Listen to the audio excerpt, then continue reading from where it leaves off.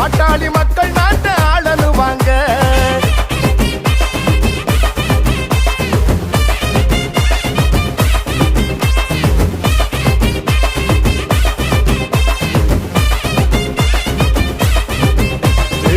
பாட்டாளி மக்களின் வாழ்வு செழிக்கவே போராடும் அன்புமணி அண்ணன் அழகிறார். பாட்டாளி கூட்டத்தை கூட்டாளியாக்கிய மருத்துவர் ஐயாவும் நம்மை அழைக்கிறார். சித்திரை முழு நிலவு திருவிழாவில் கூடுவோம், நம்முடைய உரிமைகள்